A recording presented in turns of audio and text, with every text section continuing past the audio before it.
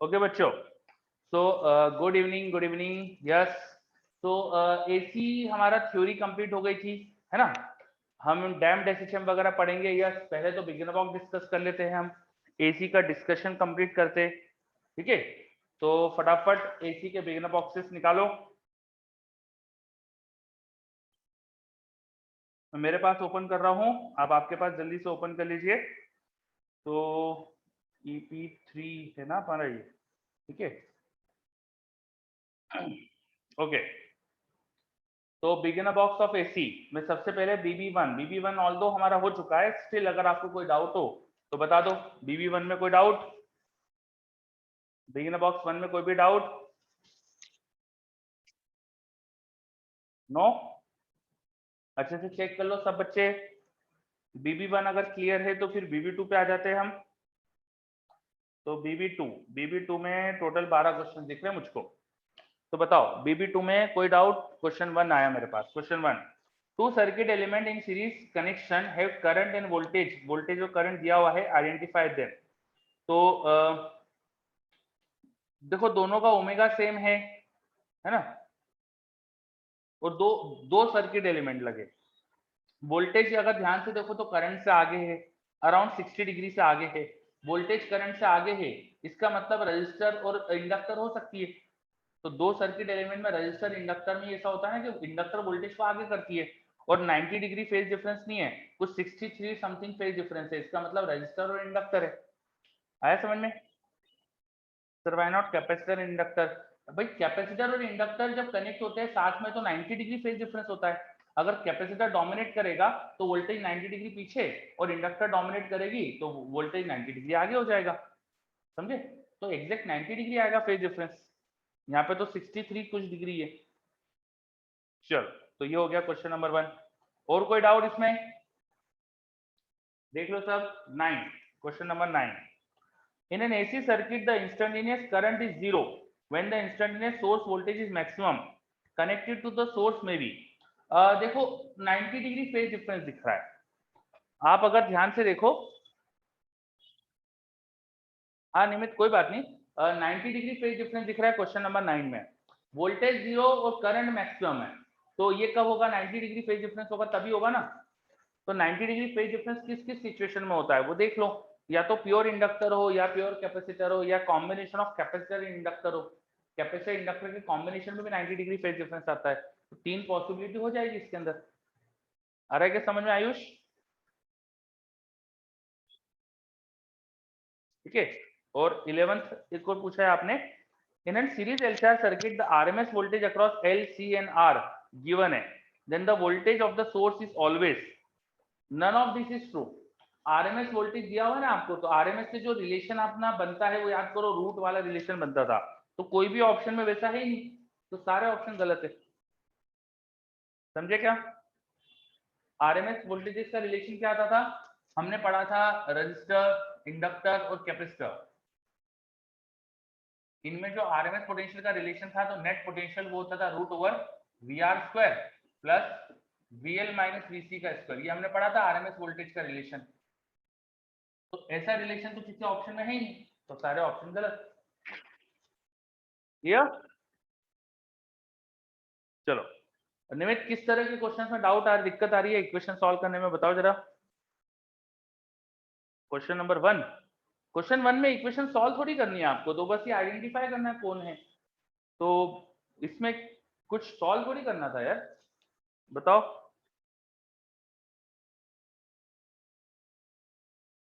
सरल are N L भी बताना है? नहीं, आइडेंटिफाई देम लिखा है बस। ये पूछा है कि कौन सी चीज है, तो बता दो। अच्छा, और उनकी वैल्यू निकालना है क्या? तो वैल्यू भी इजीली निकाल सकते हो। वैल्यू कैसे निकालोगे? v और i का जो रेशियो आएगा ना, पीक वैल्यू का रेशियो, वो z होगा, और z हो जाएगा root over R square plus XL square which is omega L का स्क्वायर। और फिर फेज डिफरेंस भी पता है आपको, tan फाइव हो जाएगा XL by R. Phase difference लगभग 63 है, दिस फेज डिफरेंस इज लगभग 63 डिग्री। तो इसको आप है ना लगभग 60 ले लो, this is equal to 63 point क्या है एग्जैक्टली 4, 63.4। तो उसको नियरली 60 ले लो, तो 60 लेके फिर सॉल्व कर लेना। समझे? चलो, आयुष बोल रहा है क्वेश्चन 12 में आई इन कैपेसिटर और इंडक्टर 0 होगा। क्वेश्चन 12 में क्यों बेटा, ऐसा क्यों सोच रहे हो आप? कैपेसिटर और इंडक्टर में करंट 0 क्यों होगा बेटा? आयुष, सीरीज में तो तीनों एलिमेंट में करंट सेम होगा, करंट 0 क्यों आ जाएगा? बोलो। कंबाइंड करंट 0 नहीं होगा, पोटेंशियल 0 होगा। करंट तो सीरीज में सेम होता है ना, सारे एलिमेंट का सीरीज में करंट तो सेम होता है। The potential of inductor and capacitor combinedly 0 आएगा, पोटेंशियल 0 आएगा, समझे? चलो, और कोई डाउट इस बिगिनर बॉक्स में? BB2 में और कोई डाउट? अगर नहीं है तो हम नेक्स्ट बिगिनर बॉक्स की तरफ बढ़ते हैं। तो अगला बिगिनर बॉक्स है BB3। बताओ इसमें क्या समस्या है?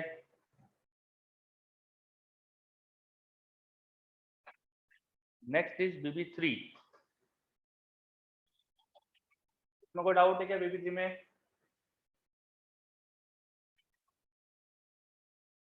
Question number 5।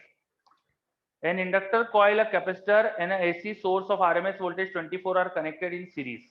तो क्वेश्चन नंबर 5 में बोला है एक इंडक्टर कॉइल है और एक कैपेसिटर, इनके साथ तुमने क्या लगाया? एक बैटरी लगाई है ना, सॉरी एसी सोर्स लगाया, एसी सोर्स लगाया 24 वोल्ट का इंडक्टर और कैपेसिटर के साथ। ठीक है, ऐसा बोला है क्वेश्चन में। Inductor coil and capacitor and an AC source of RMS 24 are connected when the frequency of source is varied, the maximum current of 6 ampere is observed। maximum current 6 ampere आ रहा है। तो इस सर्किट में maximum current कब आता है? ये एक एलसी सर्किट है। मैक्सिमम करंट मतलब ये रेजोनेंस की बात कर रहे हैं। अगर रेजोनेंस पे करंट जो है वो हमको दे रखा है 6 एम्पियर, इसका मतलब सर्किट में 4 ओम का रेजिस्टेंस है। रेजोनेंस पे जो करंट होता है ना वो होता है V/R। तो R 4 ओम है। वो कहाँ हो सकता है? वो इस इंडक्टर के अंदर हो सकता है। तो इस इंडक्टर के अंदर ये रेजिस्टेंस भी है। हमने पढ़ा था, याद करो, कि इंडक्टर को कॉपर वायर से बनाते तो उनमें रेजिस्टेंस भी आ सकता है। ठीक है। और निमित पूछ रहा है कि हमें कैसे पता कैपेसिटर के अंदर रेजिस्टेंस नहीं है? कैपेसिटर में रेजिस्टेंस कैसे आ सकता है? इंडक्टर को तो कॉपर वायर बाइंड करके बनाते, उसमें रेजिस्टेंस आ सकता है। कैपेसिटर में 2 कंडक्टिंग प्लेट्स होती है जिनके बीच में गैप होती है, तो how will there be resistance? बताओ। एक चीज ये हो सकती है, कैपेसिटर के अंदर है ना कुछ जो मटेरियल तुमने फिल करा है, जनरली कैपेसिटी बढ़ाने के लिए हम कोई डाइलेक्ट्रिक फिल करते हैं। वो डाइलेक्ट्रिक हो सकता है थोड़ा सा कंडक्टिंग हो, मामूली सा उसका कुछ कंडक्शन हो रहा है तो कुछ रेजिस्टेंस जैसा हो जाए, तो वो पॉसिबिलिटी है, लेकिन दैट इज वेरी रेयर। तो उसे हम निग्लेक्ट करके चलते हैं। ठीक है, इसी क्वेश्चन में भी हमने ऐसा देखा नहीं है ना, तो उसे हम निग्लेक्ट करके चलेंगे। ओके, तो क्वेश्चन नंबर 5 फिर हो जाएगा ना इसके आगे तो। ठीक है, मेरे पास 4th नंबर भी डाउट आया है, मैं 4th देख लेता हूँ। Resistor R, inductor L and capacitor C are connected in series to oscillator of frequency N. If the resonance frequency is NR and current is lagging behind voltage, current voltage से पीछे है, मतलब voltage current से आगे होगा, voltage current से आगे है, तो सर्किट कैपेसिटी होता है इंडक्टिव होता है? बताओ। वोल्टेज करंट से आगे है तो सर्किट कैपेसिटी होता है इंडक्टिव होता है? कुछ पढ़ा है इस बारे में? इंडक्टिव होता है। और इंडक्टिव सर्किट कब होता है? एलसीआर सर्किट, जब एक्सएल बड़ा होता है एक्सिस से। एक्सएल एक्सिस से बड़ा कैसे हो सकता है? जब फ्रीक्वेंसी ज्यादा होगी रेजोनेंस फ्रीक्वेंसी से। सिंपल, रेजोनेंस फ्रीक्वेंसी से ज्यादा फ्रीक्वेंसी है तभी एक्सएल बड़ा होगा एक्सिस से। ये हमने लास्ट क्लास में लिखा था, रेजोनेंस के आगे सर्किट इंडक्टिव होता है, रेजोनेंस फ्रीक्वेंसी से ज्यादा फ्रीक्वेंसी पे इंडक्टिव होता है, उससे कम फ्रीक्वेंसी पे कैपेसिटी होता है ना? चलो, और आगे क्या डाउट है बताओ? और कोई डाउट इस बिगनर बॉक्स में?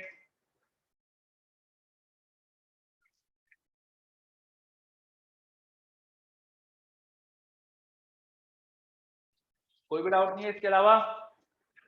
एक्सरसाइज वगैरह करेगी नहीं अभी? एक्सरसाइज नहीं करके लाए क्या? कर ली है? तो अगर किसी को एक्सरसाइज में कुछ पूछना है तो वो भी पूछ सकते हो अभी आप। एक्सरसाइज नहीं कर पाए अगर एक्सरसाइज नहीं कर पाए तो ठीक है, नेक्स्ट क्लास में आपको एक्सरसाइज कंप्लीट करके लाना है। मैंने आज असाइनमेंट भी शेयर करा है आपको, वो भी कंप्लीट करना है आपको। रेस पहले ही शेयर कर चुका हूं मैं। रेस में कोई डाउट है क्या? रेस का अभी कोई डाउट हो तो बता दो। रेस करी कि नहीं अभी? रेस कंप्लीट है? बताइए रेस के बारे में, कंप्लीट है नहीं? नहीं कंप्लीट है, नॉट डन बोला था ना, रेस भी तो करने का बोला था।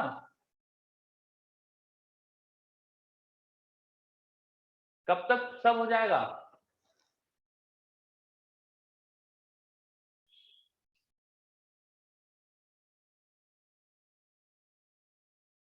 ठीक है, देखो नेक्स्ट चैप्टर जो हम स्टार्ट करेंगे ना, वो होगा मॉडर्न फिजिक्स। मैं चाहता हूँ मॉडर्न फिजिक्स स्टार्ट करने से पहले यहाँ का सारा पेंडिंग काम पूरा हो जाए। तो आप लोग को एसी की एक्सरसाइज भी पूरी करना है, क्वेश्चन बैंक भी पूरी करो। ईएमआई की क्वेश्चन बैंक के साथ एसी की क्वेश्चन बैंक भी है। 1 2 3 4 भी करो एसी की। एसी की एक्सरसाइज एससीबी भी पूरी कर लो जल्दी से। सारा काम कंप्लीट करो। ये सैटरडे तक आपको सब कुछ करना है। कल की क्लास में आपको रेसेस पूरी करके लाना है और एक्सरसाइज पूरी करके लाना है। Is that clear? कल की क्लास में आपको रेसेस पूरी करके लाना है और एक्सरसाइज पूरी करके लाना है। एंड आफ्टर दैट एक एक क्लास का एक एक चीज का टारगेट है। पहले मॉड्यूल 100% करो, मॉड्यूल के बाद फिर अपन आ जाएंगे assignment and recess. Assignment complete करेंगे, उसके बाद एससीबी पे आएंगे, फिर क्वेश्चन बैंक एंड 1 2 3 4। एक एक दिन का एक एक ऑर्डर है आपका, है ना? कल की तारीख में मॉड्यूल 100% हो जाना चाहिए, प्लस रेस हो जाना चाहिए। उसकी अगली डेट में असाइनमेंट प्लस क्वेश्चन बैंक, उसकी अगली डेट में एससीबी। ठीक? ठीक है, चलो आया ना कुछ रिप्लाई? ओके, बहुत बढ़िया, है ना? अब कुछ छोटी छोटी सी चीजें समझते हैं अपन। जरा ध्यान से देखना बोर्ड पे, थोड़ा आपको आज शायद मजा आए, है ना? डिपेंडिंग अपॉन कि आप कितना अच्छे से समझते हो, कितना अच्छे से चीजों को देखते हो। ध्यान दीजिएगा, एक स्प्रिंग को मैंने हैंग करा है और उससे मैंने मास को लटका दिया। स्प्रिंग पहले नेचुरल लेंथ में थी, फिर इस मास को मैंने यहाँ से कुछ डिस्टेंस नीचे पुल करा, एक डिस्टेंस नीचे पुल करा और रिलीज करा। जब मैं मास को नीचे पुल करता हूँ तो मास पे उसका वेट mg नीचे लग रहा है। मान लो पहले इक्विलिब्रियम सिचुएशन में था, ये इक्विलिब्रियम सिचुएशन में था, ठीक है? तो इक्विलिब्रियम सिचुएशन में mg was balanced bye kx। Equilibrium situation में कुछ ऐसा एलोंगेशन था x नॉट जिससे कि mg बैलेंस हो रहा था। अब इक्विलिब्रियम से x डिस्टेंस पुल करा मैंने, तो यहाँ पे स्प्रिंग का फोर्स हो जाएगा kx प्लस x नॉट, ठीक है? स्प्रिंग फोर्स ज्यादा है तो मास एक्सेलरेट करेगा। मान लेते हैं कि मास का एक्सेलरेशन a है, in the direction of x मास का एक्सेलरेशन a मान लिया मैंने। अब इसके लिए इक्वेशन लिखूंगा, न्यूटन सेकंड लॉ से।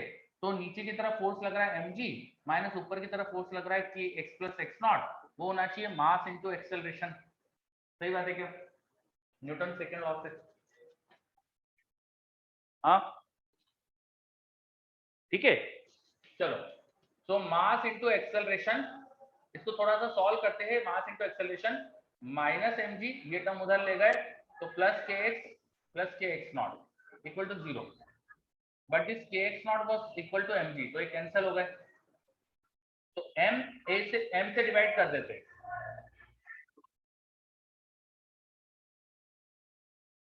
ये इक्वेशन आएगी।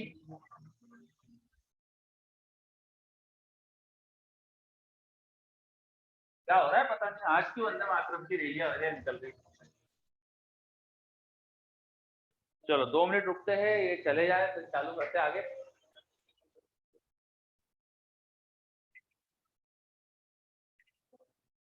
आप लोगों को आ रही है आवाज? नो? अच्छा वायर, ठीक है। पता नहीं कुछ सड़क से कुछ निकल रहा है, वो बहुत जोर से लोग नेता लोग रहते ना, तो स्पीकर स्पीकर बजाते हुए चलते। अच्छा अच्छा, वो सिंधिया आया हुआ है ना अभी, इसलिए। हाँ, तो सिंधिया आया हुआ है इंदौर में, इसलिए ये सब कुछ चल रहा होगा। ठीक है, चलो अपन तो अपनी पढ़ाई पे आ जाते हैं। यस, ठीक है। Acceleration plus k by into x equal to 0, ये इक्वेशन बनेगी। अच्छा, acceleration is nothing but double differentiation of displacement with time. तो इक्वेशन मेरी बन गई double differentiation of displacement with time plus K by N into X equal to 0। इस के by N को हमने बोल दिया ओमेगा नॉट का स्क्वायर।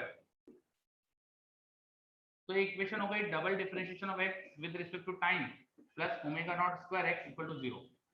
और आप इस पे जानते हो ये एसएचएम की इक्वेशन है, तो उसका सॉल्यूशन होता है a sin omega naught into t plus कुछ इनिशियल फेज डेल्टा डेल्टा मान लिया। ठीक है, तो इस डिफरेंशियल इक्वेशन का सॉल्यूशन होता है, जानते हो आप। चलो, अब इसके अलावा आपने ये भी पढ़ा है कि एक इंडक्टर और एक कैपेसिटर, मान लो कैपेसिटर चार्ज था, उसको कनेक्ट कर दिया, सर्किट में कुछ करंट आया। ठीक है, केवीएल से आप क्या लिखोगे, बाय केवीएल कैपेसिटर के लिए q बाय c, इंडक्टर के लिए minus L D by D equal to 0। Current की जो डायरेक्शन है उसकी वजह से चार्ज देखो कम होगा, तो आई को मैं लिख सकता हूँ minus D Q by D T. I को मैं लिख सकता हूँ minus D Q by D T.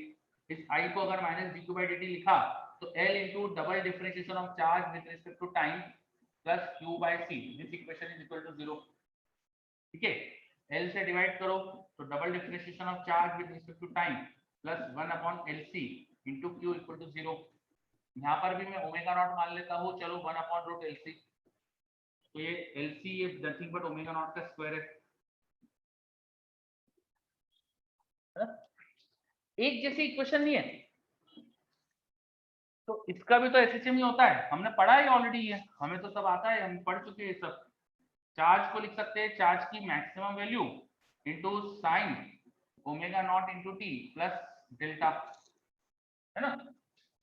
हाँ, तो वैसे तो मैंने आपको एनालॉजी पढ़ा दी थी शायद, एक डीसीएस क्लास में पढ़ी थी, अब क्लास में भी समझ लेते हैं हम। ये दोनों ही सर्किट में इक्वेशंस एक जैसी बनती है, इन दोनों इक्वेशंस में एक जैसी चीजें हैं, बस फर्क है यहाँ पर एक्स है तो वहां पे चार्ज है। मैकेनिक्स में जो डिस्प्लेसमेंट काम करता है वो इलेक्ट्रोडायनेमिक्स में चार्ज करता है। एक्स का रेट ऑफ चेंज आप वेलोसिटी बोलते हो और यहाँ पर चार्ज का रेट ऑफ चेंज करंट बोलते हो। ठीक है, जो ये करंट काम कर रहा है वही यहाँ पर वेलोसिटी काम करती है। जो इधर मास काम करता है उसकी जैसी चीज यहाँ पे इंडक्शन है एल, सेल्फ इंडक्टेंस एल है। देखो ये जो करंट के रेट ऑफ चेंज के साथ यहाँ पर एल मल्टीप्लाई हुआ था, यहाँ एक्स के रेट ऑफ चेंज वेलोसिटी के साथ मास मल्टीप्लाई होता है, वेलोसिटी के साथ मास मल्टीप्लाई होता है ना। फिर इस एक्स का डबल डिफरेंशिएशन करो तो एक्सेलरेशन आता है, उसके जैसी चीज यहाँ पे चार्ज का डबल डिफरेंशिएशन आ गई। ठीक है, एक्सेलरेशन में मास मल्टीप्लाई करो तो फोर्स मिलता है, मास मल्टीप्लाई करो F equal to M A हो जाता है double differentiation of x with respect to time. उसके जैसी चीज dq by dt double differentiation को बोल सकते हैं di बाई dt, और di बाई dt में जब l मल्टीप्लाई करो तो आपको EMF मिलता है।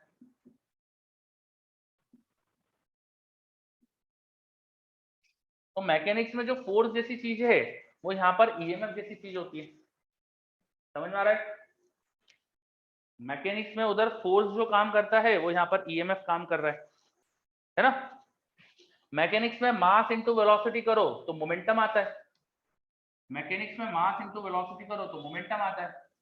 उसके जैसी चीज मास एल, मोमेंटम के लिए ये dq बाई dt के लिए आई, एल आई फ्लक्स आता है। मोमेंटम कंजर्वेशन का लॉ भी आपको पढ़ाया है, फ्लक्स कंजर्वेशन का लॉ भी आपने पढ़ा है, मोमेंटम कंजर्व फ्लक्स कंजर्व पढ़ा है अपन ने, पढ़ा है क्या फ्लक्स कंजर्वेशन भी, है ना। याद करो, दो इंडक्टर जोड़ दी थी तो फ्लक्स कंजर्वेशन कुछ बताया था मैंने।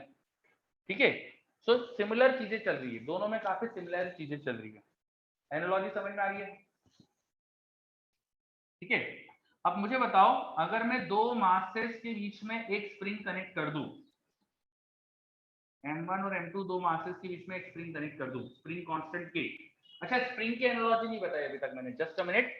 यहाँ पर x में k मल्टीप्लाई होके, x में k मल्टीप्लाई होता है चार्ज, x में k मल्टीप्लाई होता है और फोर्स जनरेट होता है, स्प्रिंग फोर्स इज k। और कैपेसिटर में जो पोटेंशियल डिफरेंस है वो q बाय c होता है। ठीक है, तो k is equal to 1 upon c, spring constant is equal to 1 upon capacitor. ये रिलेशन समझ में आ रहा है। स्प्रिंग के कांस्टेंट में x मल्टीप्लाई होके फोर्स बनता है, 1/c में चार्ज मल्टीप्लाई होके पोटेंशियल डिफरेंस बनता है। यहाँ ईएमएफ या पोटेंशियल डिफरेंस उधर के फोर्स से रिलेटेड होता है। फोर्स इज kx, ईएमएफ या पोटेंशियल डिफरेंस इज q/c, तो 1/c is equal to k। ठीक है, आ रहा है समझ में? स्प्रिंग की जो एनर्जी होती है उसको हाफ kx² लिखते हो, और उधर कैपेसिटर की एनर्जी होती है हाफ 1/c इंटू चार्ज का स्क्वायर, तो k is equal to 1/c। Spring is equal to capacitor. ठीक है, अब दो मासेस के बीच में एक स्प्रिंग लगा दी, स्प्रिंग दोनों पे इक्वल फोर्स लगाती है, am I right? दोनों पे इक्वल फोर्स लगाती है स्प्रिंग, है ना? स्प्रिंग ब्लॉक सिस्टम में एक स्प्रिंग दोनों मासेस पे इक्वल फोर्स लगाती है। स्प्रिंग एक है यहाँ पर, तो एक कैपेसिटर लो, दो मास है तो दो इंडक्टर लो। इसके जैसा ही इंडक्टर वाला सर्किट ये हो जाएगा कि एक इंडक्टर, उसके साथ एक कैपेसिटर और एक और इंडक्टर। यहाँ स्प्रिंग दोनों को सेम फोर्स लगा के दे रही है, तो यहाँ कैपेसिटर दोनों के across same potential difference create कर रहा है। This two systems are identical, ये दोनों सिस्टम एक जैसे है। यहाँ पर आप इस सिस्टम की एंगुलर फ्रीक्वेंसी निकालते हो तो रिड्यूस मास यूज करते हो। रिड्यूस मास क्या होता है? m1 m2 upon m1 plus m2। ठीक है, और आप ओमेगा को क्या लिखते हो? रूट k/m, m को बदले रिड्यूस मास ले लेते हो। यहाँ पर दो इंडक्टर है, मान लो L1 L2 कैपेसिटी की है, तो इंडक्टर का पैरेलल में होने की वजह से इक्विवेलेंट इंडक्टर जो आ जाएगी वो आ जाएगी L1 L2 upon L1 plus L2। और एंगुलर फ्रीक्वेंसी बोल दोगे इक्विवेलेंट इंडक्शन, इक्विवेलेंट L से अपन लिख सकते हैं रूट 1/LC। ठीक है, which is 1/C upon N equivalent, इसका रूट है। This is like k/μ, this is like k/μ, है ना? आ रहा है क्या समझ में? This is like k/μ 1/c कि जैसे यहाँ पे k लिखा है, k is equal to 1/c, अपन ने पढ़ा था। वहां म्यू रिड्यूस मास, यहाँ पे इक्विवेलेंट इंडक्शन, इक्विवेलेंट L, वैसी चीज आ रही है बिल्कुल। तो there is analogy between spring mass systems and LC oscillations. ये अच्छे से क्लियर?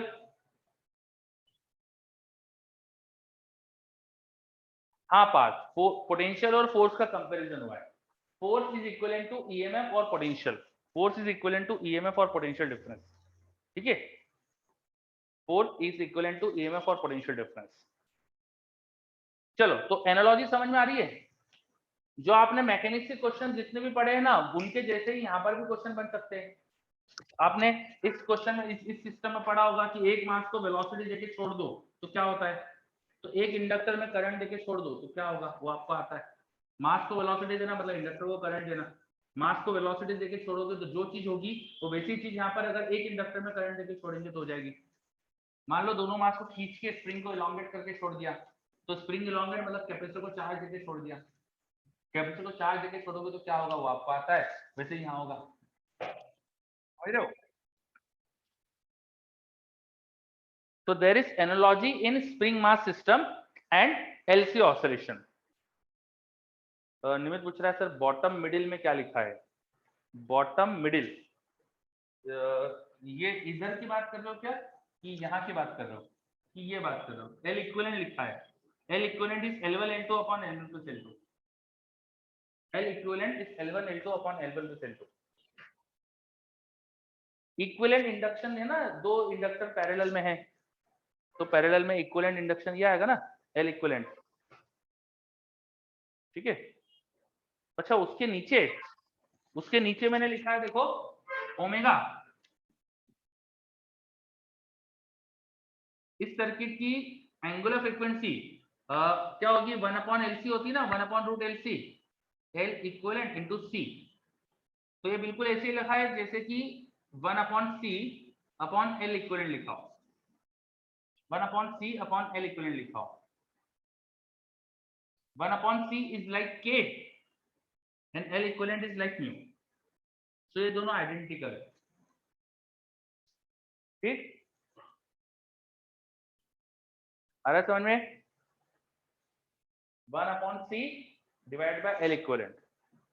ठीक है, तो आपको समझना है बस ये कि भाई एक स्प्रिंग मास सिस्टम की एनालॉजी होती है एलसी सिस्टम से। ठीक है, एनालॉजी समझ में आ गई सबको?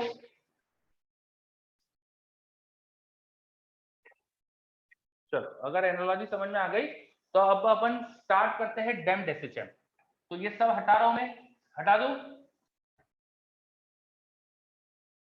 हटा दूं सब? एक मिनट, ओके।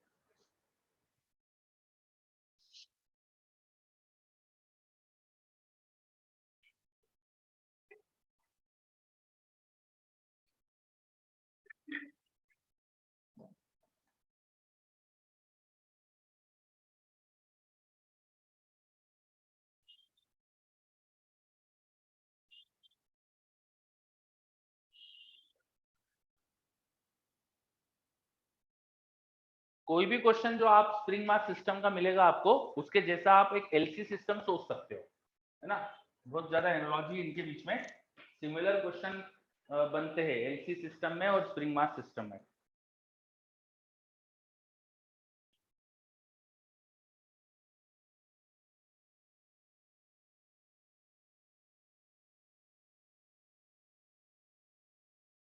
ओके, नोट हो गया क्या? Okay, very good. ठीक है, अब थोड़ा सा आगे बढ़ते हैं अपन। एनालॉजी क्या है ये सब तो हमने देख लिया। अब स्टार्ट करते हैं डैम्प्ड एसएचएम। तो आज का हमारा मेन टॉपिक था डैम्प्ड एसएचएम। ठीक है, डैम्प्ड एसएचएम का मतलब क्या है? हमने देखा है नॉर्मली जब भी हम सिंपल पेंडुलम बनाते हैं तो सिंपल पेंडुलम कभी ऐसा होता नहीं है प्रैक्टिकली कि हमेशा इनफाइनाइट टाइम तक घूमते रहे।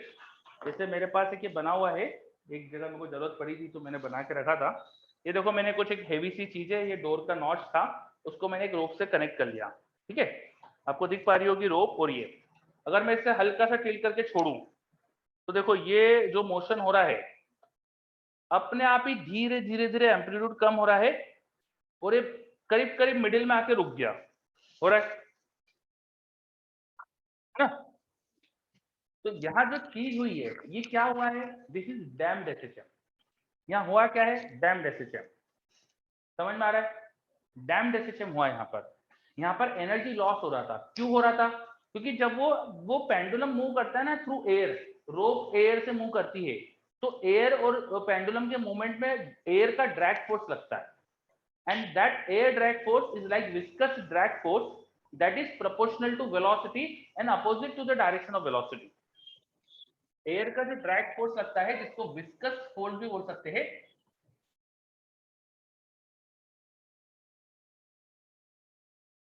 वो वेलोसिटी के प्रोपोर्शनल और उसके अपोजिट होता है। तो कुछ ऐसा होता है, माइनस बीवी टाइप का होता है। विस्कस ड्रैग फोर्स जो लगता है ना वो वेलोसिटी के बिल्कुल अपोजिट होता है और उसके बिल्कुल प्रोपोर्शनल होता है। तो प्रोपोर्शनली कांस्टेंट अगर बी है तो विस्कस ड्रैग फोर्स वो माइनस बीवी टाइप का होता है। फ्लूइड में पढ़ा है आपने, 6 पाई ईटा आर भी पढ़ा होगा, है ना? 6 पाई ईटा आर भी पढ़ा होगा। तो वो वेलोसिटी के प्रोपोर्शनल होता है और अपोजिट होता है। अब वो प्रोपोर्शनली कांस्टेंट बदल जाएगा अलग अलग सिचुएशन में। ठीक है, तो जब ये स्प्रिंग मास सिस्टम भी एसएचएम करता है ना, इसको भी ड्रैग फोर्स फील होता है। इसकी वेलोसिटी मान लो अभी नीचे की तरफ थी तो इस पे ड्रैग फोर्स ऊपर की तरफ फील होता है। ये बात समझ में आ रही? ऊपर एक ड्रैग फोर्स भी फील होता है। अब उस ड्रैग फोर्स को भी अगर मैं इंक्लूड करूं, उस ड्रैग फोर्स को भी इंक्लूड करूं, ठीक है, तो इस पे इक्वेशन लिखेंगे, नीचे की तरफ लग रहा है mg माइनस ऊपर की तरफ kx plus X naught minus F B is equal to होगा mass into acceleration. mg kx naught से कैंसिल होने वाला है, वो तो हमको पता ही है ना? वो ma को इधर ले जाओ या फिर ये माइनस वाले सारे टर्म को उधर ले जाओ, तो इक्वेशन बनेगी ma minus plus F B minus plus K x equal to 0। ये के एक्स को भी उधर ले गया, एफ बी को भी वहां ले गया, m से डिवाइड कर देते हैं। एक्सेलरेशन क्या होता है? डबल डिफरेंशिएशन ऑफ एक्स, ये लिख देते हैं। तो इक्वेशन आ जाएगी double differentiation of x with respect to time plus force को लिख देंगे माइनस बी इंटू वी, है ना? माइनस तो ऑलरेडी मैं डायरेक्शन तो ले चुका उसकी, तो b इंटू वी और m से डिवाइड करो तो डिवाइड बाय m आ जाएगा। वेलोसिटी को dx by dt, this velocity can be written as dx by dt और लास्ट में k by m into x. ये इक्वेशन बनेगी, देखो अच्छे से। एक्सेलरेशन को लिखा double differentiation of x with respect to time. Drag force F B को लिख दिया मैग्नीट्यूड में बीवी। मैग्नीट्यूड जो था, देखो डायरेक्शन तो डिसाइड कर चुका हूँ, मैग्नीट्यूड इसका बीवी और बी इंटू वी को लिखा dx by dt। Last term में बस m से डिवाइड करके लिखा है। क्या ये इक्वेशन समझ में आ रही है ना? पिछली बार ये वाला टर्म नहीं था, ये वाला टर्म नहीं था, ये वाला टर्म हटा दो तो वही हमारी एसएचएम की डिफरेंशियल इक्वेशन है। इसको हटा दो तो पूरी एसएचएम की डिफरेंशियल इक्वेशन है। समझ में आ रहा है? इसको हटा दो बीच वाले टर्म को, तो this is just equation, differential equation of SHM. ठीक है, पर इस टर्म की वजह से अब क्या होता है, इसका सॉल्यूशन हमको नहीं आता। ये इक्वेशन एक डिफरेंशियल इक्वेशन है। पिछली बार भी डिफरेंशियल इक्वेशन बनी थी, उसका सॉल्यूशन आपको मैथ्स में बता दिया था, पर आपने शायद डिफरेंशियल इक्वेशन पढ़ लिया है। तो बताओ इसका सॉल्यूशन आता है क्या आपको? आपने पढ़ा है ना डिफरेंशियल इक्वेशन? अरे कैलकुलस तो हो गया ना आपका, नहीं पढ़ा? चलो, तो कैलकुलस में जब पढ़ोगे डिफरेंशियल इक्वेशन तो आपको पढ़ाएंगे वहां पर कि जब डबल डिफरेंशिएशन होता है तो उसको बोलते हैं सेकेंड ऑर्डर डिफरेंशियल इक्वेशन। ठीक है, डबल डिफरेंशिएशन होता है ना तो उसको बोलते हैं सेकेंड ऑर्डर डिफरेंशियल इक्वेशन। क्या बोलते हैं? Second order differential equation. ठीक है, सेकेंड ऑर्डर डिफरेंशियल इक्वेशन है ये। लेकिन x का एक बार डबल डिफरेंशिएशन है, फिर सिंगल डिफरेंशिएशन है, फिर x का टर्म है, तो ऐसी इक्वेशन को बोलते हैं polynomial differential equation. This is like a polynomial. x का single differentiation, double differentiation, single x, हर एक का टर्म है, तो this is like polynomial equation. ठीक है, अब polynomial double second order differential equation का जो सॉल्यूशन होता है वो हमारे कोर्स में है नहीं, लेकिन मैं क्योंकि अब मुझे तो आपको बताना है तो मैं आपको बताता हूँ कि कैसे इसको सॉल्व करते हैं। इस तरह की डिफरेंशियल इक्वेशन का जो सॉल्यूशन होता है ना, जनरली वो एक्सपोनेंट वाला ही आता है। कुछ कांस्टेंट ए जो हमें भी पता नहीं कितना है, उसकी वैल्यू हमें इनिशियल कंडीशन से मिल जाएगी, इनटू ई की पावर कुछ एज्यूम कर लो यहाँ पर सम लेमडा टी। इस तरह का कुछ सॉल्यूशन आएगा। इस डिफरेंशियल इक्वेशन का सॉल्यूशन कुछ इस तरह का आता है। ये बात समझ में आई है ना? अच्छा, ये b बाय m जो है, अब बार बार कौन लिखेगा इसको, तो let b by 2m is gamma. b by 2m को गामा बोल दिया, और k बाय m, याद करो ये स्प्रिंग मास सिस्टम का जो अपना नेचुरल फ्रीक्वेंसी होती है ऑसिलेशन की, उसको अपन ने बोला था ना रूट k बाय, तो this is omega not square.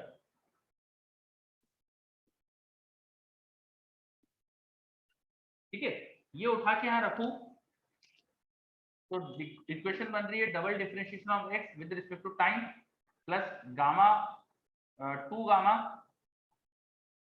Into dx by dt plus omega not square x equal to 0। ये इक्वेशन बन गई। अब इस डिफरेंशियल इक्वेशन का सॉल्यूशन इस टाइप का होता है, let x equal to this. इस सॉल्यूशन में मुझे लैम्डा अननोन है, लैम्डा फाइंड करना है। a इज सम कांस्टेंट जो डिपेंड करता है इनिशियल सिचुएशन पे, वो हमें मिल जाएगा। लैम्डा अननोन है, वो हमें फाइंड करना है। तो कैसे फाइंड कर सकते हैं? इस इक्वेशन में वैल्यू पुट कर दो x की। अगर x की वैल्यू पुट करोगे तो डबल डिफरेंशिएशन हो जाएगा a लैम्डा स्क्वायर e की power lambda t 2 gamma into a time e की पावर लैम्डा t। ठीक है, एंड लास्ट एक लैम्डा भी आएगा यहाँ पर, last omega not square into x, x को लिख देना e की power lambda t। This is equal to 0। देखो ये इक्वेशन बनेगी अगर x को पुट करेंगे तो। समझ में आया? चलो, अब इसमें से e की पावर लैम्डा t और a कॉमन आ रहा है, कॉमन ले लो, तो अंदर बचेगा lambda square plus 2 gamma lambda plus omega not का स्क्वायर इंटू e की power lambda t। This is equal to 0।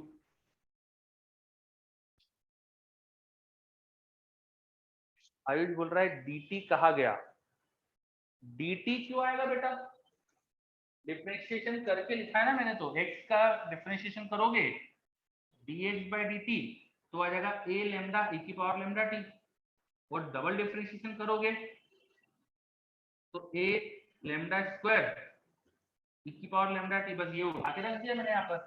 तो dt क्यों आएगा बेटा इसके अंदर, है ना।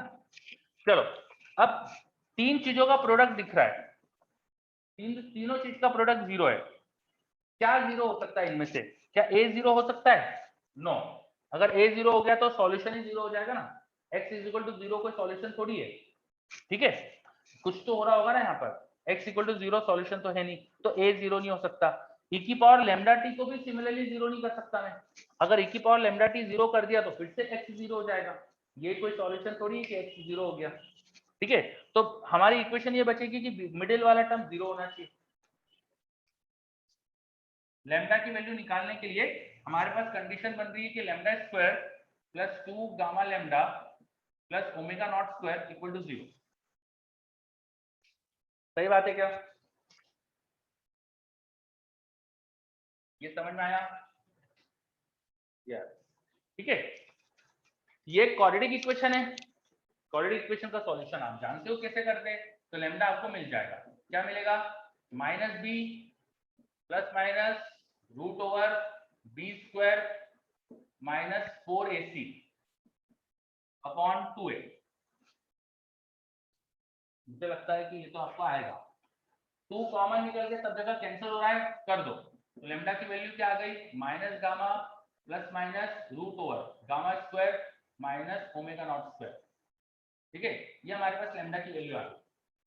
हेंस ये एक्चुअली एक वैल्यू नहीं लैम्डा की, हाँ ये दो वैल्यू दिख रही है लैम्डा की, ये दो वैल्यू है लैम्डा की, प्लस माइनस है ना बीच में, तो दिस आर दो सॉल्यूशन दिख रहे हैं यहाँ पर, ठीक है। लेकिन हमें ये थोड़ी पता कि ये टर्म हमेशा पॉजिटिव है, हो सकता है अंदर वाला टर्म नेगेटिव हो जाए, नेगेटिव हो जाएगा तो इमेजिनरी सॉल्यूशन भी आ सकते हैं, am I right? Lambda negative, ये टर्म नेगेटिव हो गया तो इमेजिनरी सॉल्यूशन भी आ सकते हैं, ठीक है। तो मैं यहाँ पर अब केस बनाता हूँ, ठीक है। Let gamma was greater than omega not, gamma omega not से बड़ा, गामा क्या था, ये b/2m वाले टर्म को गामा बोला, इसको कई किताबों में लिखा होता है डैम्पिंग कोएफिशिएंट या डैम्पिंग कांस्टेंट, डैम्पिंग कांस्टेंट या damping ratio, damping ratio, this is some books में इसको डैम्पिंग रेशियो बोलते हैं, b/2m को डैम्पिंग रेशियो, ठीक है। कुछ किताबों में इसको डैम्पिंग कांस्टेंट भी बोलते हैं, कुछ किताबों में डैम्पिंग कांस्टेंट इसको बोलते हैं और इसको डैम्पिंग रेशियो बोल देते हैं, ठीक है। तो अलग अलग नाम है यार, देखो डिपेंड करेगा कहाँ पे क्या यूज करा है, तो आपको समझ में कैसे आएगा, क्या निकालना है, यूनिट देख के समझ में आएगा। ये गामा जो है इसकी यूनिट वही होती है जो ओमेगा की होती है ना, यूनिट देख के समझना पड़ेगा कि क्या नाम की बात चल रही है, किस चीज की बात चल रही है। अगर गामा बड़ा होगा ओमेगा नॉट से तो लैम्डा एक रियल वैल्यू आएगी, लैम्डा एक रियल वैल्यू आएगी। अच्छा वो रियल वैल्यू नेगेटिव आएगी, चाहे प्लस लो या माइनस लो, ये टर्म जो है वो तो गामा से छोटा आने वाला है, ठीक है। ये सेकंड टर्म जो है रूट वाला वो तो गामा से छोटा आने वाला है, तो lambda will be a negative number, ठीक है।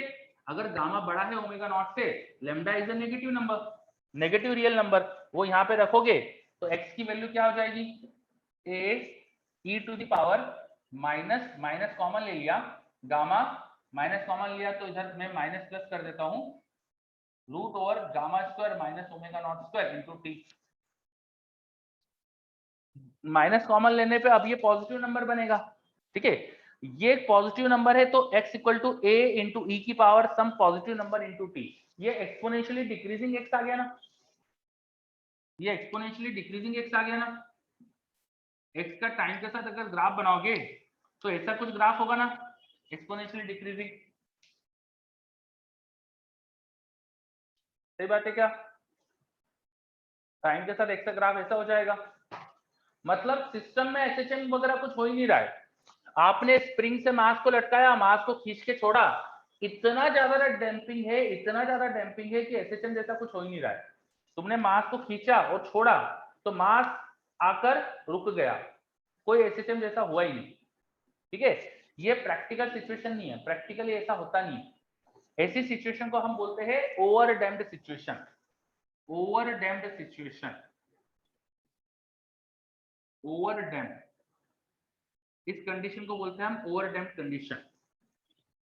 ऐसा होता है कई जगह पर नॉर्मली स्प्रिंग मास सिस्टम में ऐसा नहीं होता है, ठीक है। Over damped situation normally spring mass system में नहीं होती है। ऐसा कहाँ होता है, तो आपने देखा होगा कि डोर्स ऑटोमेटिक बंद करने के लिए उनके पीछे एक मशीन जैसी लगी रहती है ना, जो डोर को बंद कर देती है। देखा है क्या? है ना?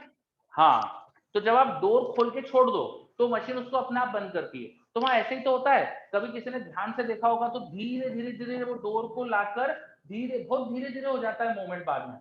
वहां बिल्कुल ऐसे ही मूवमेंट होता है, धीरे धीरे डिस्प्लेसमेंट आता है और एंड में डिस्प्लेसमेंट बहुत धीरे धीरे चेंज होता है और डोर फाइनली आके रुक जाता है। वहां बिल्कुल यही सिचुएशन होती है। तो वहां ओवर डैम्प्ड सिचुएशन, ठीक है। ओवर डैम्पिंग कब हो सकती है? स्प्रिंग मास सिस्टम में कब कब हो सकती है? जब विस्कस ड्रैग फोर्स बहुत ज्यादा हो, ये बी बहुत ज्यादा हो। बी बहुत ज्यादा होगा तो गामा बहुत ज्यादा आएगा, गामा बहुत ज्यादा होगा तो ओमेगा नॉट से भी ज्यादा हो जाएगा। तो अगर बहुत ज्यादा ही फ्रिक्शन का रेजिस्टिव फोर्स है, रेजिस्टिव फोर्स बहुत ज्यादा है, मतलब तुमने स्प्रिंग मास सिस्टम को है ना एक ऐसे लिक्विड में डाल दिया जो बहुत ही ज्यादा विस्कस है, जैसे हनी में डाल दिया, शहद का एक डब्बा लिया, उसमें स्प्रिंग में मास लटका के तुमने मास को खींच के छोड़ा, तो वहां वो इतना ज्यादा ड्रैग फोर्स है कि वो मास बेचारा एसएचएम ही नहीं कर पा रहा है।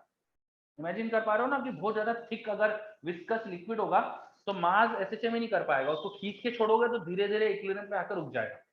होता है ऐसा, है ना? यस। तो वैसी सिचुएशन है ये, ठीक है। प्रैक्टिकली ऐसा होता नहीं है, हम इतने ज्यादा विस्कस फ्लूइड में मास को मोशन नहीं करा रहे, हम तो अभी एयर में करा रहे थे। जैसे मैंने सिंपल पेंडुलम बताया तो वो एयर में था, तो वहां पे ये बहुत कम होता है, गामा कम होता है ओमेगा से, वहां बहुत कम होता है, ठीक है। उस पर भी आते हैं अपन।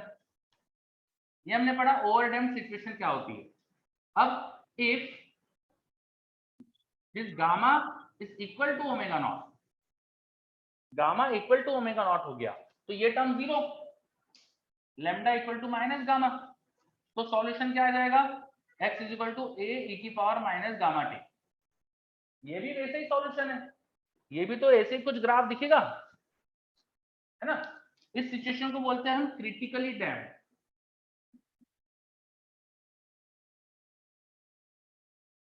को बोलते हैं क्रिटिकली डैम्प्ड। इसका भी ग्राफ ऐसे ही आता है, x ऐसे धीरे धीरे जीरो हो जाता है, क्रिटिकली डैम्प्ड। ये कोई भी प्रैक्टिकली हमने जो एसएचएम देखा है ना नॉर्मली, उनमें ऐसा नहीं होता है। हमने जो नॉर्मली देखा है वो क्या होता है अब वो समझते हैं अपन।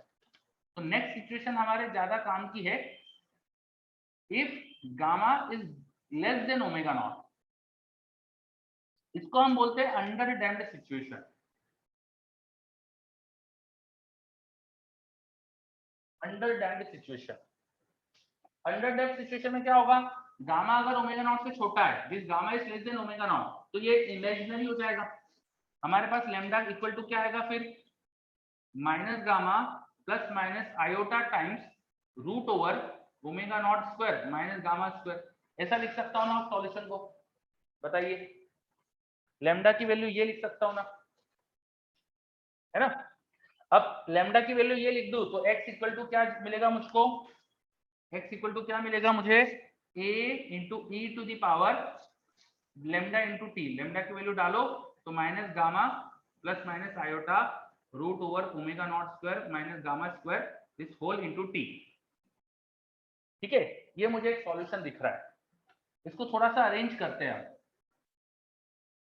x is equal to A E की पावर माइनस गामा टी, और तो आयोटा वाला टर्म मैं अलग कर सकता हूँ, ई की पावर आयोटा वाला टर्म प्लस माइनस आयोटा वाला term into root over omega not square minus gamma square into T. ऐसा भी तो लिख सकता हूं मैं, बताओ। ई की पावर में दो चीजों का सम डिफरेंस है, तो ई के दो चीजों का प्रोडक्ट वगैरह कर सकते हैं अपन। ये सही है क्या? ये समझ में आया? ओके। नाउ अब याद करो, आपने कॉम्प्लेक्स नंबर में शायद पढ़ा हो या पिछली क्लास में मैंने आपको शायद बताया था, ई की power I theta, this was cos theta plus I time sine theta, होता है ई की पावर आई थीटा, ये होता है ना? तो जो उसमें प्लस माइनस आयोटा के साथ जो लिखा है ना, उसको तुम साइन कोसाइन में बदल सकते हो। तो यहां से आ गया x equal to A E की पावर माइनस गामा टी, अंदर कॉस ऑफ, इसको फिलहाल कुछ लिख देता हूं, है ना, बार बार उसको कौन रिपीट करके लिखते रहे। तो let's say omega D is root over omega not square minus gamma square, मैंने ओमेगा डी लिख दिया इसको, ये जो रूट के अंदर चीज थी इसको मैंने ओमेगा डी लिख दिया। अब मैं इसको यहाँ से हटा के ओमेगा डी लिख रहा हूँ, ठीक है। तो कॉस थीटा, थीटा यहाँ पे ओमेगा डी है, plus minus iota time sine theta, iota time sine theta, sine theta is omega D into T. ये सॉल्यूशन आ रहा है। यार इमेजिनरी सॉल्यूशन का कोई सेंस थोड़ी होगा, इमेजिनरी सॉल्यूशन का कोई सेंस नहीं है। और ये भी चीज ध्यान से देखो कि यहाँ पर एक्चुअली दो सॉल्यूशन है, ये दो वैल्यू है, प्लस साइन लेने पे एक सॉल्यूशन आएगा, माइनस साइन लेने पे एक सॉल्यूशन आएगा। दो सॉल्यूशन है ना यहाँ पर, दिख रहा है आपको दो सॉल्यूशन, है ना। और अच्छा एक्स की जो दो सॉल्यूशन है उनका सम भी तो एक सॉल्यूशन होगा ना। एक्स के जो दो सॉल्यूशन दिख रहे हैं उनका सम कर दूं तो वो भी तो इस इक्वेशन का एक सॉल्यूशन होगा, इस डिफरेंशियल इक्वेशन का एक सॉल्यूशन होगा, है ना। क्योंकि दोनों एक्स अगर इसको सेटिस्फाई कर रहे हैं तो उनका सम भी तो इसको सेटिस्फाई करेगा, एम आई राइट? यस। तो let just add this two solutions. तो ये जो दो सॉल्यूशंस है ना, let just add two solutions. तो क्या मिलेगा, x is equal to 2a e की power minus gamma t into cos of omega dt, ये मिल जाएगा एक्सप्रेशन।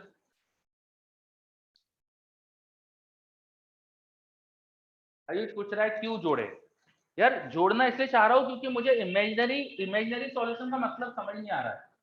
मैं x की वैल्यू आयोटा में लिख रहा हूँ, इमेजिनरी में लिख रहा हूँ, तो इमेजिनरी सॉल्यूशन का फिजिकल सेंस नहीं निकाल पा रहा मैं, इसलिए मैं चाह रहा हूँ कि एक रियल सॉल्यूशन बना लो। रियल सॉल्यूशन कैसे बना सकता हूँ, मेरे पास जो दो सॉल्यूशन है उनको जोड़ दूंगा तो देखो रियल नंबर बन गया। समझ में आई क्या बात? ठीक है। अच्छा ये एक रियल सॉल्यूशन आ गया। अब ये इक्वेशन लग रही है ना जैसे कि एसएचएम जैसी इक्वेशन है जिसमें कुछ मल्टीप्लाई हो गया बाहर। ध्यान से देखो, ये एसएचएम वाला टर्म है और ये टर्म है जैसे कि ये एम्पलीट्यूड है और जो टाइम के साथ बदल रहा है, this is like changing amplitude with time. दिख रहा है क्या? इनिशियल एम्पलीट्यूड 2a जैसा कुछ दिख रहा है ना, this is like initial amplitude, तो इसको कुछ a नॉट बोल दिया into e to the power minus gamma t, ये हो गया रिजल्टेंट एम्पलीट्यूड जो टाइम के साथ चेंज हो रहा है। और कॉस को मैं साइन में भी लिख सकता हूँ, sine of omega dt plus कुछ इनिशियल फेज डेल्टा, ठीक है। Now finally I have a equation which is looking like equation of SHM. This is just like equation of SHM but with the amplitude which is varying with time. So this is the final solution जिसके लिए हम इतनी देर से मेहनत कर रहे थे।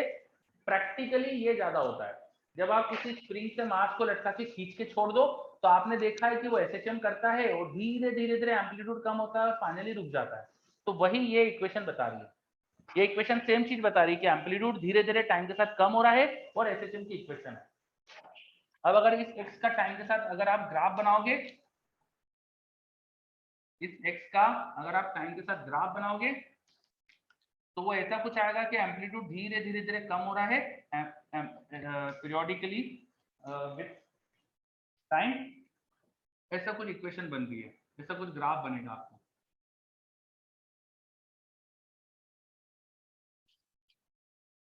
तो प्रैक्टिकली जो होता है उसकी हमारे पास इक्वेशन आ गई, जो हमने देखा है रियली में वही चीज की इक्वेशन आ गई। आ रहा है क्या समझ में? ठीक है चलो। सो हमने पढ़ा what is damped SHM. What is damped SHM, जब अगर किसी स्प्रिंग मास सिस्टम में एयर का ड्रैग फोर्स वगैरह भी लगने लगे तो सिस्टम एयर ड्रैग फोर्स की वजह से क्या होता है, धीरे धीरे एनर्जी लूज करता है और एसएचएम करते हुए फाइनली रुक जाता है। जब हमने इस चीज को अच्छे से एनालाइज करा और समझने की कोशिश करी तो हमें पता चला एक्चुअली तीन सिचुएशन बन रही थी। एक सिचुएशन बन रही थी ओवर डैम्पिंग वाली, जहां पर x की वैल्यू कुछ इस तरह से सॉल्यूशन हमारा ऐसा आ गया कि सिस्टम एसएचएम ही नहीं करता है, धीरे धीरे मास आके रुक जाता है। तो यू कैन इमेजिन कि बहुत ही ज्यादा हैवी विस्कस फ्लूइड के अंदर हमने स्प्रिंग मास सिस्टम को डाल दिया है।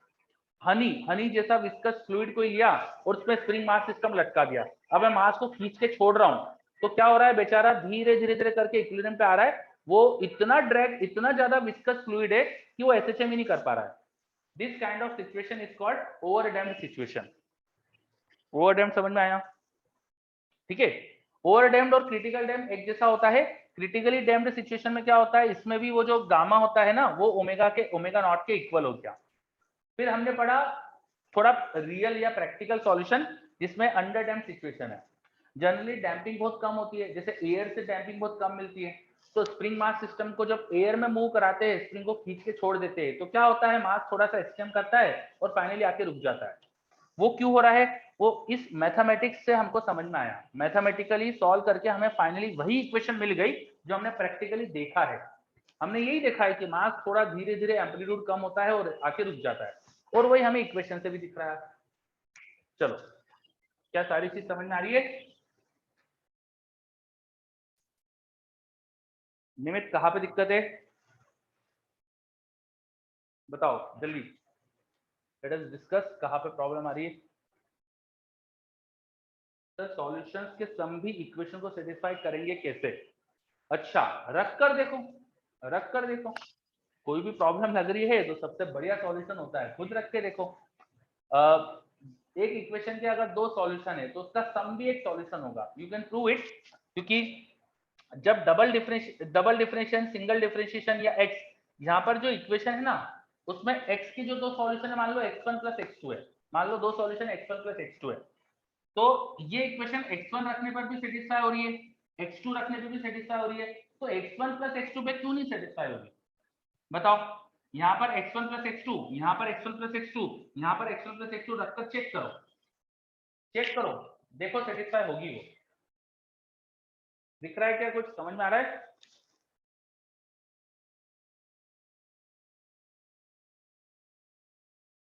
अरे डिफरेंशियल इक्वेशन की बात चल रही है बेटा निमित, ये डिफरेंशियल इक्वेशन है, ये अपनी क्वाड्रेटिक इक्वेशन थोड़ी है। डिफरेंशियल इक्वेशन की बात चल रही है अपनी। We are talking only about this kind of differential equation, polynomial differential equation की बात चल रही है अपनी। तो इस इक्वेशन की बात कर रहे हैं अपन। चलो मैं थोड़ा सा यहाँ पे करके दिखाता हूँ आपको, ठीक है। मान लो इसके दो सॉल्यूशन x1 x2 है, तो इसमें x1 रखने पे 0 मिलेगा ना, बताओ, एग्री करते हो क्या? अगर इस इक्वेशन का सॉल्यूशन x1 है तो इसमें x1 रखने पे 0 मिलेगा, एग्री करते हो? यस। x2 भी सॉल्यूशन है तो x2 रखने पे भी 0 मिलेगा, आया ना? यस, ठीक है। चलो x को या x1 प्लस x2 रख देता हूँ, तो double differentiation of x1 plus x2 plus 2 gamma into single differentiation of x1 plus x2 plus omega not square into x1 plus x2। ये चेक करते कि क्या आएगा, ये चेक करते कि क्या आएगा। तो डबल डिफरेंशिएशन दो चीजों के सम का करना है, यू कैन कन्वर्ट, आप इसको ऐसा लिख सकते हो, double differentiation of x1 plus double differentiation of x2। वो x2 का डबल डिफरेंशिएशन मैं बाद में लिखने वाला हूँ, 2 gamma single differentiation of x1 plus omega not square into x1 plus double differentiation of x2, 2 gamma single differentiation of x2 plus omega not square into x2। बोलो इस इक्वेशन को ऐसा तोड़ सकता हूँ क्या मैं? मैंने x को लिखा x1 प्लस x2 और इसको ऐसे दो इक्वेशन में कन्वर्ट कर दिया, ये समझ में आ रहा है? This plus this. अब x1 x2 सॉल्यूशन थे, तो ये इक्वेशन भी जीरो है, ये इक्वेशन भी जीरो है, इसका मतलब दोनों का सम भी जीरो होगा, मतलब x1 प्लस x2 भी सेटिस्फाई कर रहे हैं। आ रहा है क्या ये? ओके। इनफैक्ट मैंने तो आपको आधा अधूरा बताई थी। इनफैक्ट एक्चुअली डिफरेंशियल इक्वेशन के दो सॉल्यूशन हो तो दोनों का कोई भी लीनियर कॉम्बिनेशन भी एक सॉल्यूशन होगा, लीनियर कॉम्बिनेशन भी एक सॉल्यूशन होगा, linear combination of x1 and x2 भी एक सॉल्यूशन होगा। अब लीनियर कॉम्बिनेशन का मतलब क्या, x1 में कुछ कांस्टेंट मल्टीप्लाई करा, x2 में कुछ कांस्टेंट मल्टीप्लाई करा और जोड़ दिया। अभी मैंने 1 into x1 plus 1 into x2 एक सॉल्यूशन प्रूव करा है, मैं 2 into x1 plus 5 into x2 ये भी प्रूव कर सकता हूँ कि एक सॉल्यूशन है। यहाँ पे 2 लिखा हो, यहाँ 2 लिखा हो, यहाँ 2 लिखा हो तो कुछ नहीं, यहाँ 2 कॉमन आ जाएगा, है ना?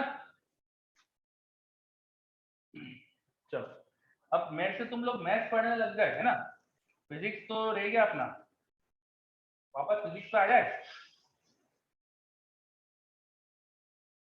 है ना। ये सॉल्यूशन सीखना थोड़ी चल रहा था अपना, अपन तो डैम्ड एसएचएम पढ़ रहे थे, ठीक है। ओके, अब जो आया है रिजल्ट जरा उस पर ध्यान दो। तो जो हमारा रिजल्ट आया है वो हमको ऐसा दिख रहा है जैसे कि रिजल्टेंट एम्पलीट्यूड है, एक रिजल्टेंट एम्पलीट्यूड है, जस्ट अ मिनट।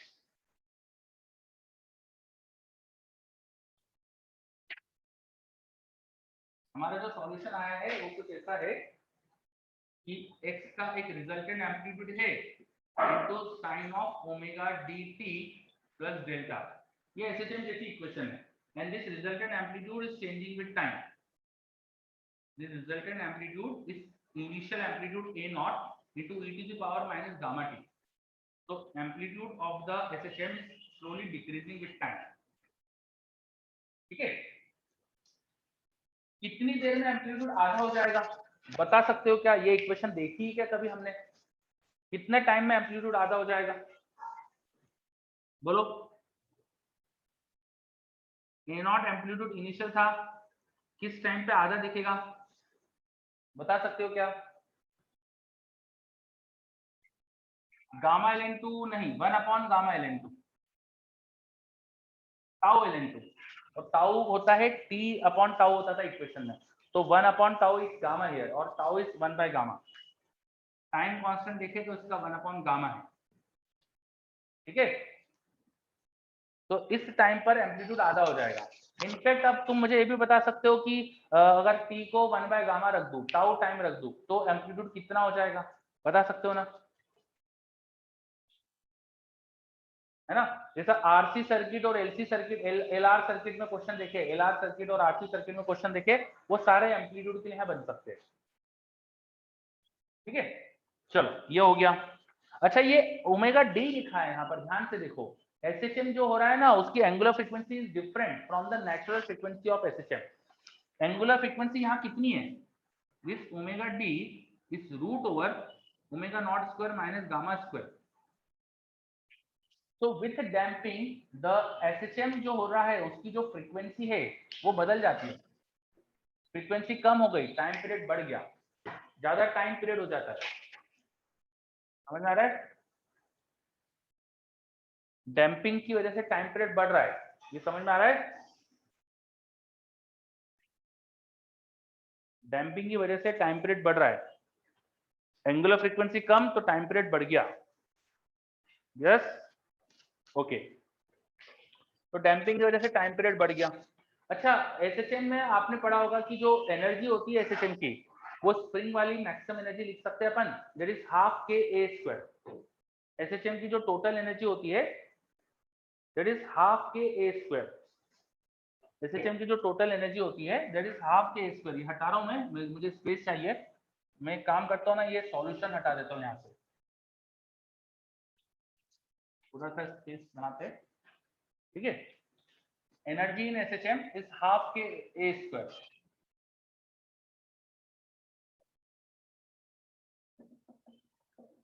और ए जो है यहाँ पर ए नॉट स्क्वायर ई की पावर माइनस 2 गामा टी हो जाएगा। तो एनर्जी भी कम होती जा रही है टाइम के साथ, कितने टाइम में आधी हो जाएगी वो भी दिखा सकते हो। Time for energy to become half, again वही टाउ ln2 वाला कॉन्सेप्ट, लेकिन यहाँ 2 गामा है तो 1/2 गामा इंटू ln2 ये आएगा। इतने टाइम में एनर्जी आधी हो जाएगी, शुरू में जो एनर्जी होगी उसकी आधी एनर्जी इतने टाइम बाद हो जाएगी। हमने ये भी पढ़ा है कि जो आरसी सर्किट होते हैं उसमें लगभग लगभग 10 टाइम कांस्टेंट बाद नियरली 0 हो जाता है चार्ज डिस्चार्जिंग सर्किट में। तो यहाँ पर भी लगभग 10 टाइम कांस्टेंट के बाद लगभग 0 एम्पलीट्यूड हो जाएगा। कितना टाइम रुकना पड़ेगा आपको? 10 by gamma, 10 bye gamma time पर लगभग 0 एम्पलीट्यूड हो जाता है, समझ में आ रही बात? 10 बाय गामा टाइम पर लगभग 0 एम्पलीट्यूड हो जाएगा, ठीक है। चलो अब इस पे क्वेश्चंस कैसे आते हैं? तो बहुत ही इजी क्वेश्चंस आते हैं। क्वेश्चन नॉर्मली सब अंडर डैम्ड वाले आते हैं, है ना। ये दोनों ये जो सिचुएशन है over damped and critical damped, ये ज्यादा क्वेश्चंस नहीं पूछते इन पे लोग। जो भी क्वेश्चंस आते हैं अंडर डैम्ड सिचुएशन पे आते हैं। और क्वेश्चंस कैसे आएंगे, ये बात पूछ लेंगे कि भाई एम्पलीट्यूड कितने टाइम में आधा हो जाएगा, अगर एम्पलीट्यूड आधा इतने टाइम में हो रहा है तो गामा की वैल्यू क्या है, एम्पलीट्यूड आधा इतने टाइम में हो रहा है और आपको एम दे दिया तो बताओ बी की वैल्यू क्या है, ऐसी चीजें पूछ लेते हैं। तो सिर्फ ये फॉर्मूले याद होना चाहिए चीजों के, तो सारे क्वेश्चन कर सकते हो। समझ में आ रही बात, फॉर्मूले याद रहेंगे क्या?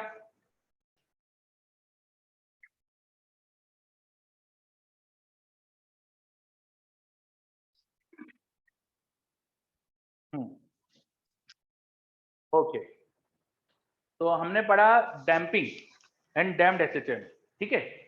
अब जो यहाँ पर डैम्पिंग का फोर्स है, फोर्स वो हमने लिखा है B into V, B is velocity.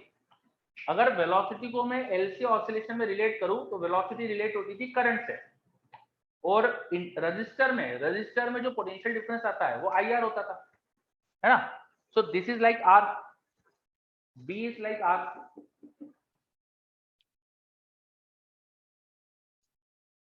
हाँ, ऋतिक पूछ रहा है ये मेंस में आता है ना, बस हाँ ये सिर्फ मेंस में आता है, और मैंने तो बहुत ही ज्यादा डिटेल में बता दिया आपको, इतना भी जरूरत नहीं है, सिर्फ फॉर्मूले रट लोगे ना तो भी मेंस का क्वेश्चन हो जाएगा, ठीक है।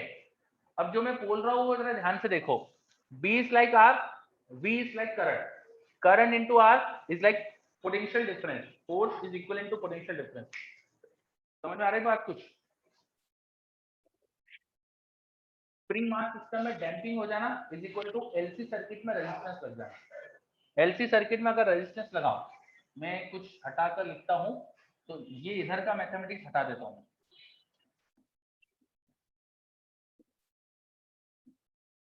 ठीक है।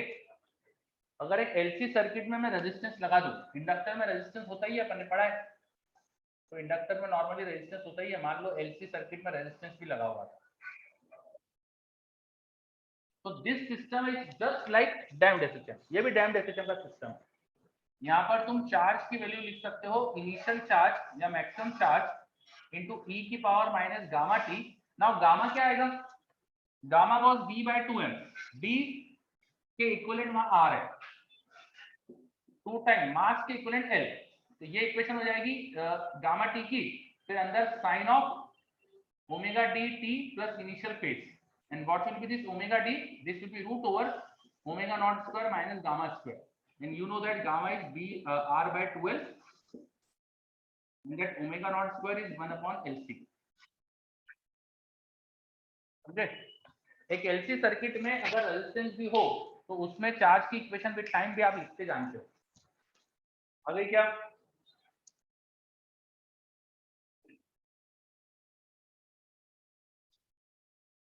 देखो कुछ समझ में आया? सर एनालॉजी फिर से बता दीजिए, एनालॉजी फिर से बता दूं, क्या बताओ एनालॉजी में? ये L इज लाइक मास, ये तो आप जानते ही हो, resistance is just like this B, ठीक है। किसी भी, अब वहां पे डिफरेंशियल इक्वेशन लिख के देखो तो आपको समझ में आ जाएगा कि वो I के बदले, मैं लिख के बताता हूँ, चलो आपको differential equation, just a minute, मुझे कुछ स्पेस बनाना पड़ेगा तो मैं कुछ हटाता हूँ यहाँ से, ठीक है, तो ये क्वेश्चन हटा देता हूँ,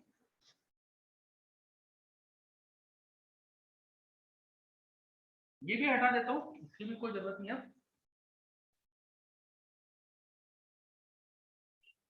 ठीक है। चलो मान लो इनिशियली कैपेसिटर पे चार्ज था और यहाँ से करंट जा रहा है, करंट इस तरह से फ्लो कर रहा है, चार्ज को क्यू मान लिया मैंने कैपेसिटर के चार्ज को, और करंट की जो डायरेक्शन है उससे चार्ज कम हो रहा है, तो करंट को लिखेंगे माइनस डी बाई डी, ठीक है। ध्यान से देखते चलना, जो भी डाउट हो वहीं पे मुझे रोक के पूछ लेना, ठीक है। क्या ये समझ में आया अभी जो लिखा मैंने? देखो जल्दी से, यस। केवीएल की इक्वेशन लिखते हैं, कैपेसिटर को क्रॉस करा Q बाय सी, इंडक्टर को क्रॉस करा minus L D by D, resistor को क्रॉस करा, करंट की डायरेक्शन में जा रहा हूँ, minus I R equal to 0, current को क्या सब्स्टिट्यूट कर सकता हूँ, minus D Q by D T लिख दो, 1 upon C into Q minus L, D I by D T हो जाएगा minus D two Q by D T two, आई को लिखेंगे minus D Q by D T into R equal to 0। थोड़ा इस equation को arrange करो, ये minus minus plus, L into double differentiation of charge with respect to time, minus minus plus R time single differentiation of charge 1 upon C into Q equal to 0। ये equation बन रही है, इसको देखो और इसको देखो, L से डिवाइड करो और फिर दोनों को देखो।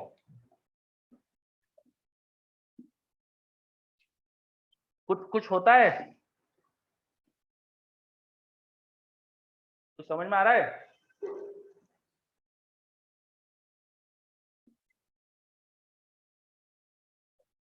हाँ, K was 1/c, तो 1/c डिवाइड बाय मास, तो डिवाइड बाय L, इक्विवेलेंसी दिख रही है, सेम इक्वेशन सेम सॉल्यूशन। ये अंडर डैम्प सिचुएशन का सॉल्यूशन लिखा है मैंने, क्लियर? है ना? So if there is some resistance in LC circuit and that resistance is very small, then you can write the equation of charge with as a function of time. वो equation लिख दी अपन ने, कैसे लिखी है? Analogy से लिख दी, हमको आगे लिखते हैं, ठीक? चलो, तो ये हमने आज पढ़ा डैम्ड एसएचएम। और डैम्ड एसएचएम के क्वेश्चंस कैसे आते हैं, जो भी अपन ने थ्योरी पढ़ी बस इन्हीं पे क्वेश्चंस आते हैं। एक चीज का इसमें दिक्कत होती है, ये जो डैम्पिंग रेशो है ना, इसका कई बार थोड़ा सा दिक्कत देता है। ये मतलब क्वेश्चंस में डैम्पिंग रेशो को डैम्पिंग कोएफिशिएंट भी कई बार लिख देते हैं, डैम्पिंग कांस्टेंट भी लिख देते हैं। कुछ किताबों में डैम्पिंग कोएफिशिएंट इसको बोल देते हैं वो लोग, है ना, तो बी को बोल देते हैं, तो थोड़ा सा कंफ्यूजन है इस चीज में। तो क्वेश्चंस में एक ये कंफ्यूजन आपको जरूर होगा, उसके बचने के लिए मैंने आपको तरीका भी बताया। आप यूनिट देख के चीजें समझो, बी की यूनिट अलग होगी और गामा की यूनिट अलग होगी, तो यूनिट से समझ में आ जाएगा कि किसकी बात चल रही है, क्लियर? यूनिट से समझ में आ जाएगा कि बात किसकी चल रही है आखिरकार, ठीक है? चलो, ओके। तो बस आज डैम्पिंग डैम्प्ड एसएचएम पढ़ना था अपन को, आज अपन ने डैम्प्ड एसएचएम पढ़ा है। फोर्स्ड ऑसिलेशन भी मुझे कराना था आपको, लेकिन मैं आज नहीं करा रहा हूं। आप थोड़ा सा पढ़ कर आओ पहले फोर्स्ड ऑसिलेशन। फोर्स्ड ऑसिलेशन आप थोड़ा सा एससीबी से देखोगे क्या मतलब है, आपने क्या क्या 11 में पढ़ा नहीं है अगर तो भी कोई दिक्कत नहीं, एससीबी से थोड़ा पढ़ो। फोर्स्ड ऑसिलेशन का मतलब क्या होता है? स्प्रिंग मास सिस्टम में एक फोर्स लगा के ऑसिलेशन करवाना। मतलब आपने मास को पकड़ लिया, और पकड़ नहीं लिया मतलब मास पे फोर्स लगा रहा हो, और जो फोर्स है वो आपका वो खुद साइनोसोइडल फोर्स है, तो क्या होता है ये समझना है हमको। अगर मैं जब एक फोर्स लगा दूं जो खुद एक साइनोसोइडल फंक्शन है, तो कैसे एसएचएम होगा ये समझना है अपन को। तो नेक्स्ट क्लास में सीखेंगे अपन। डैम्ड एसएचएम थोड़ा डिटेल में पढ़ा है अपन ने, उसमें मैं डिफरेंशियल इक्वेशन सॉल्व नहीं करूंगा, डायरेक्ट बता दूंगा, क्योंकि उसका सॉल्यूशन बहुत ही ज्यादा डिफिकल्ट हो जाता है। ये तो इतना था कि मैं बता पाया, ठीक है? चलो, अर्णव बोल रहा है ये एसएचएम वाले चैप्टर में होगा। हाँ, एससीबी में एसएचएम वाले चैप्टर में मिलेगा आपको ये सब, ठीक है? पर एससीबी में 11th में एसएचएम दिया है ना, तो उसमें आपको ये सब नहीं मिलेगा, ये 12th के साथ रिलेट कर दिया मैंने चीजों, ठीक है? चलो, तो नेक्स्ट क्लास में फोर्स्ड ऑसिलेशन थोड़ा पढ़कर आओ, डैम्ड एसएचएम जो भी अपन ने सीखा है अच्छे से याद करो। मेंस लेवल के क्वेश्चन आते हैं इसमें, जस्ट आपको थ्योरी याद रहेगी, फॉर्मुलेज याद रहेंगे, तो क्वेश्चन बहुत आसानी से कर पाओगे, क्लियर? थोड़ा शुरू समझने में टाइम लगता है, पर मैंने एक्चुअली ना बहुत डिटेल में समझा दिया आपको। मैंने जो डिफरेंशियल इक्वेशन सॉल्व करके दिखा दी ना, उसकी जरूरत नहीं होती है। तो अगर डिफरेंशियल इक्वेशन सॉल्यूशन समझ नहीं आ रहा है तो टेंशन मत लो, वो हमें सीखना भी नहीं था, समझे बात? ठीक है, डिफरेंशियल इक्वेशन को सॉल्व कैसे करा है इसकी हमें कोई जरूरत नहीं थी। आप तो सिर्फ फाइनल रिलेशन याद रख लो कि अगर गामा लेस देन ओमेगा होता है तो क्या होता है, गामा ग्रेटर देन ओमेगा पे क्या होता है, बस ये थोड़ा सा याद रखो, नाम याद रखो, सिचुएशंस की क्या थे, और फाइनल इक्वेशन क्या बनती है वो याद रखो, ठीक है? फॉर्मुलेज बस याद रखो। चलो, हाँ, नोट कर लो ये जो नोट करना है।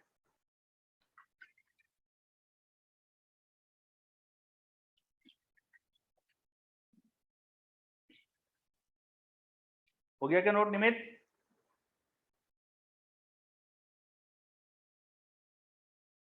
यस, ओके बच्चों, आज अपन यही रुकते हैं। थोड़ा सा समझो, आज घर पे जाके 2-4 बार पढ़ो अच्छे से, डैम्ड एसएचएम में हमने क्या क्या पढ़ा, ठीक है? हाँ आयुष, चलो बच्चों।